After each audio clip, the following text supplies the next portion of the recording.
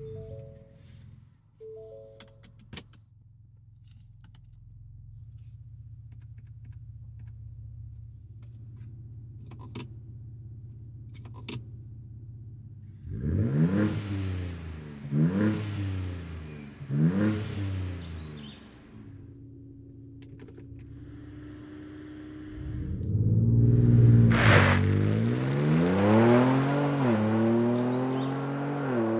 is up, Internet world, and welcome to Accelerate. I'm Mike Van Hout, he's Ian McAlpine, and today we bring you the Ford Ranger Raptor.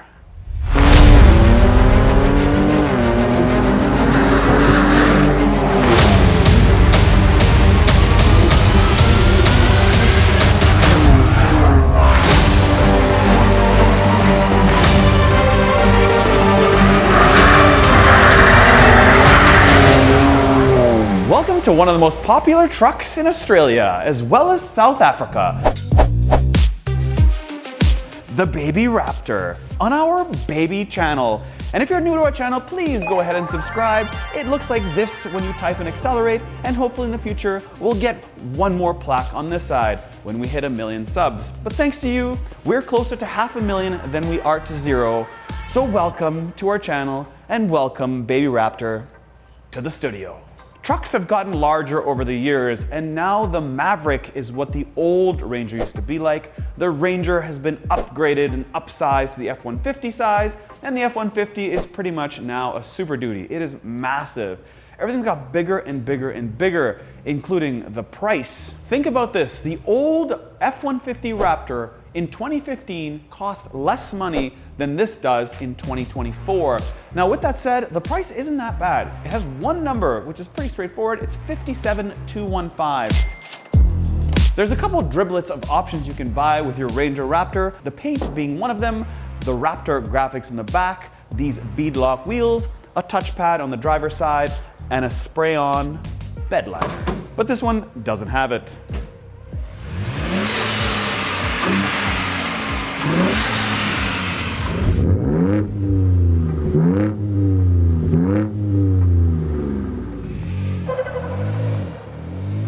All right, Internet world, we are in the brand new Ford Ranger Raptor with a twin-turbo V6 3-liter that makes a whopping 405 horsepower and 430 pound-feet of torque. So we're gonna see what we can get to 60 in this bad boy. We're in drive. I'm gonna put stability program off, hold it down, advanced track off. I'm in 4 high.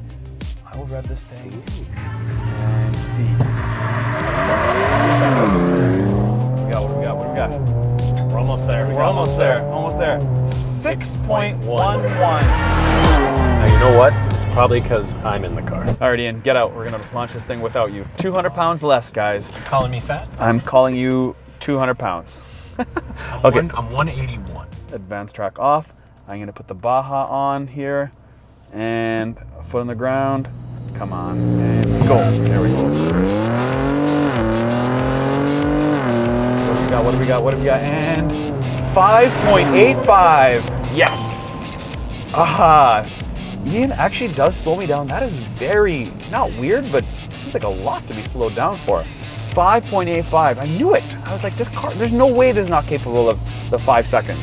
5.85 seconds, that is actually very similar to what the regular Raptor will get you.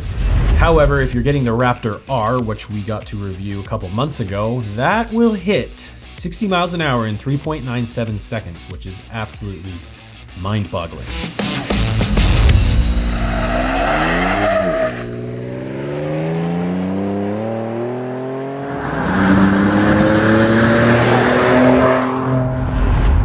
Welcome to the front of the Ford Ranger Raptor. At the top here, you do have these vents, very aggressive looking. They don't look like they do too much when you pop the hood and see 2 small circular holes. However, this color reminds me of the Maverick, especially right here. But then as soon as I move my eyes here, I'm like, wow, this looks like an F-150 Raptor. But where is this amber or red C-shaped LED? These are white. Now in this headlight, you do have 2 projector lights, and then closer, you have a side light right there. And then you have this massive grille that says Ford right on it, a front camera that has a washer nozzle, And then when you move your eyes lower, you have active grille shutters in the center with your radar, Parktronics, a small little fog light, and massive space for a good approach angle with a skid plate and 2 front tow hooks. So interestingly enough, that approach angle is actually worse than a Colorado ZR2 and the Jeep Gladiator Mojave. But if you're wondering about other angles, the departure angle is 26.4 degrees and the breakover angle is 24.2 degrees. Do you guys notice this? See the gap right here? And look over there, there's no gap. Welcome to the right-sized off-road pickup truck. This is a ladder frame, so it's not a unibody. This is also only available with a 5-foot bed and 4 doors. If you want a 2-door version, you can't get it. If you want a longer bed, well, you can't get it.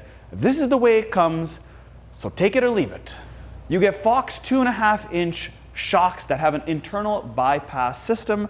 Of course, you get this rugged fender flare that goes all the way around the front as well as the back. And then you have these side steps that are fixed. They do not go in and out, pretty typical stuff when you get an off-roading vehicle such as this.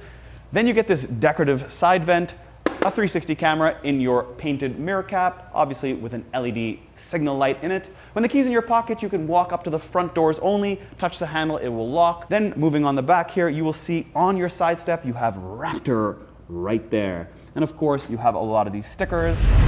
So you want to tow in your Ranger Raptor? Well, you can only tow 5,510 pounds, not the 7,500 the regular Ranger can tow. But don't worry, this is a very thin or narrow frame compared to the regular Raptor. So when you're hovering through trails and trying to squeeze your little Raptor, this one actually works well. Look at these rear taillights. They are modern and they do have a blind spot radar built right into them. Now this is a truck, so we need to use this tailgate. So what does it offer? It doesn't have a way to get in it like other Fords that's built in right here with a step and a handle. You have to get in it the old-fashioned way. But you do have clamp holders, one here, a 0 to 50 inch, you know, when you're cutting your wood. You do have a way to put 1 and 2 to put your cups right here. It's not really built in. It does have a little tiny ring around it, but that's the effect. How about powering things up in your Ford Ranger Raptor? We'll come over here and you have a 12 volt that allows you to plug in something at 180 watts. And then you do have a 3-prong outlet at 400 watts for AC power. There is light for your bed, 2 of them on either side. You do have a little glass that you can slide over to put a 2x4 through. And then aesthetically on the back, you have your Raptor badge right there with some more decals, a big black Ford logo with a 360 or part of your 360 system with a rear view camera. Ranger, that's pretty typical for Ford. 2 big gigantic tow hooks, the best exhaust system you can buy on a Ranger, and of course, your towing. Okay, so the theme is orange, plastic, and soft. Let's start with the first one. Orange, you have them on all the vents. You have piano black as well, but there's a lot of orange. Steering wheel stitching, orange. Raptor, orange. 12 o'clock marker, orange. The seats, a lot of orange. Raptor, orange. But I'm cool with it. It just changes it up a little bit. It takes away from the second thing, which is plastic. There's a lot of plastic, but that's pretty much Ford. I find Ford has a lot of plastic, but then they make up for it all with the softness. The softness where, you ask? The seats are very soft. The touch, the material they use is very soft. But the most important soft part is this right here. This has to be the world's softest armrest I've ever felt. Even that Maybach wasn't as soft as this. You have 3 increments of heated seats. You have 3 increments of memory seat. And you have a decent amount of adjustability and lumbar support. This does not have a sunroof. This does not have heads-up display. And this does not have air conditioning seats. But it does have a perforated steering wheel. It does have aluminum paddle shifters, a 12.4-inch driver's display, a 12.4-inch vertically display for everybody else, or vertically designed display for everybody else. On the bottom here, when I hit this fancy button, I get this, where I can lock my differentials. They're not done by a button, they're done on this screen.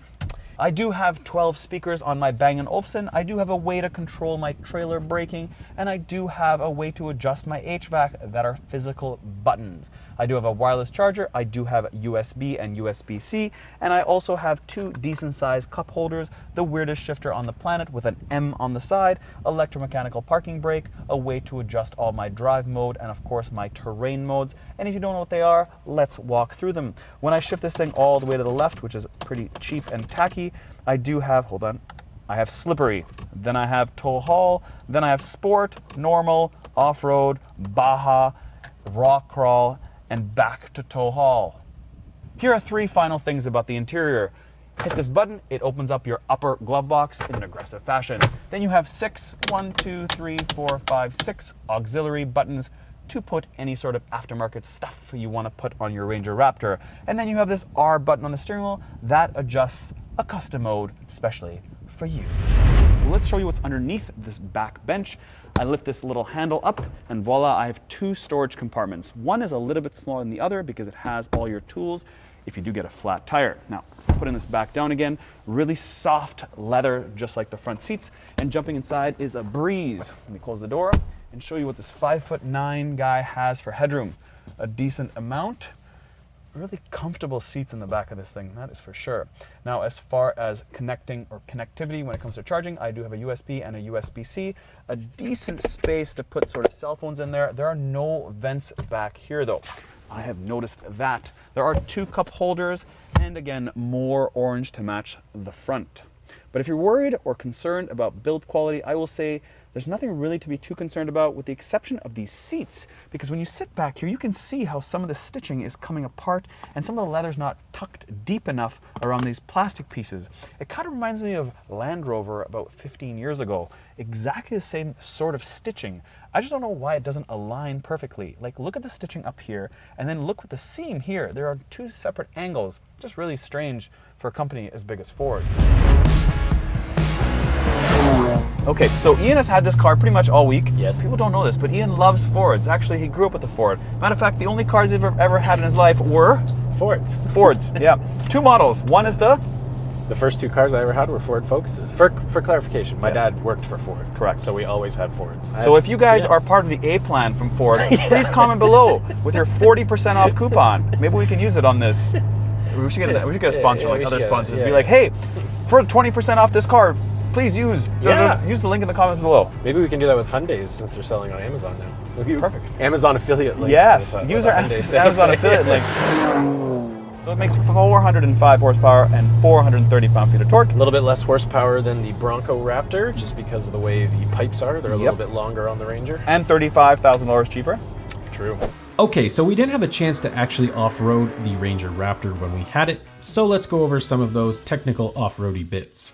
With this 3-liter EcoBoost V6 performance engine from Ford, you get a full-time 4x4 drive system with an electronically controlled on-demand speed transfer case with front and rear locking differentials. The Raptor gets a reinforced steering rack over the regular Ranger and longer tie rods. It has 2.5 Fox live valve shocks that adjust to your driving speeds and terrain, and a front anti-roll bar. How does it feel coming around these corners? I'm a 33s, man, so it's hard, right? This is an off-roading machine, but I feel relatively stable. I mean, I feel like if I went a little bit faster, we could have got squirrely a little bit there. Right. There's just no weight in the back. That's the thing. If you have no weight in the back, it's tough. And generally speaking, guys that are going to grab this thing are probably going to throw like a 250 a dirt bike or whatever in the back, right? They're not really taking this thing completely empty in the back. They're going to have weight in the back for sure when they're going off-roading, right? Like off-roading trips are not like 1 hour. Right. They're usually like a full day thing or a 2 or 3 day thing. So, but yeah, obviously if we had that experience or if we had the terrain or environment to rock jumps, we would do it. Yeah. So let's talk fuel mileage. Well, I'm at 15.5 liters per 100 kilometers. And Ian, you can put on the screen what that is in miles per gallon, but driving on the highway for 2 hours to get it here about 6 days ago, it was 14.5 liters per 100 kilometers. Yep. So not much better. However, fuel economy is about the same as what a Tremor was in the last generation. So okay. It's not bad for what this is. Yeah. Compared to a RAV4 that I'm driving, it is like 6 liters per 100 kilometers. So I honestly don't like the fact they call this thing, like they have the EcoBoost. This is nothing eco about it, man. Like, and you should not make anything with a Raptor or Raptor R with the word EcoBoost in it. They should change the like thing about it. Yeah. I don't know why it just makes no sense to me. Especially when you're averaging 15.5 liters per kilometer. I don't know how this is called EcoBoost. It should be called Thirsty Boost.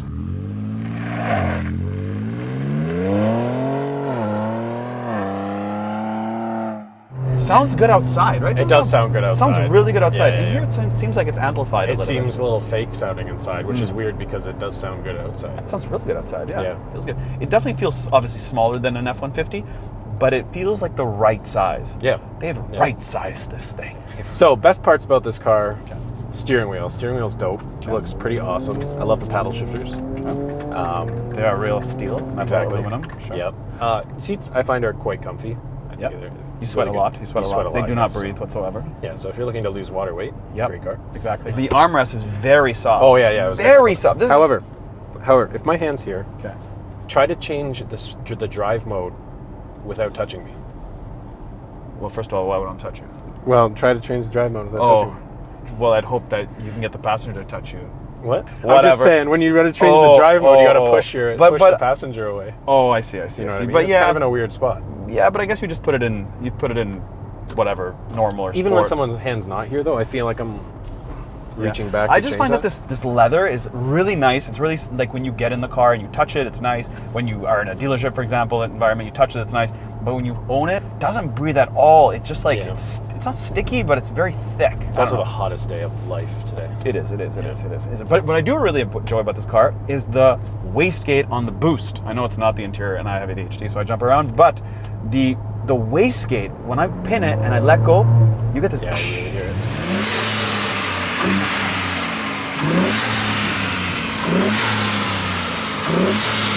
What I do like about this truck is they have really big mirrors and a really big rear view mirror. They don't have these small dinky ones. These mirrors are great big size. I suppose some cars are tiny. This is a good size. Visibility's never been an issue. No. All week driving this, it's been pretty No, good. visibility is excellent in this. Yeah, comfort is good. It's relatively quiet. Again, you have four. As I said, you have four exhaust modes, so I can go through them if you like. Quiet. You've got normal. You've got sport, and then Baja. So I'll go back to quiet. I will add, I did drive on the highway a little bit this week, and the droning, even in quiet mode, is quite a bit. A little annoying at times, but just play your music louder. Man, I guess. exactly. You just gotta pay Taylor Swift higher, dude.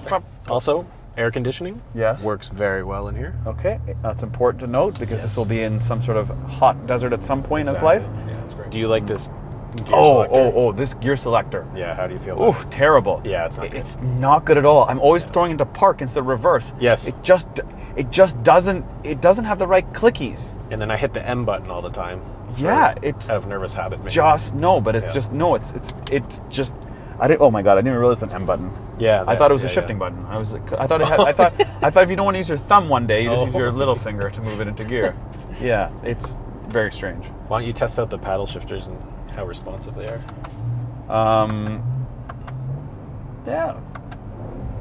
Yeah. I mean, it does have a 10-speed, so I mean, you can never fault Ford's 10-speed. I find they've done a good job with it. Okay, foot on the ground, shifting, and yeah, it's pretty quick.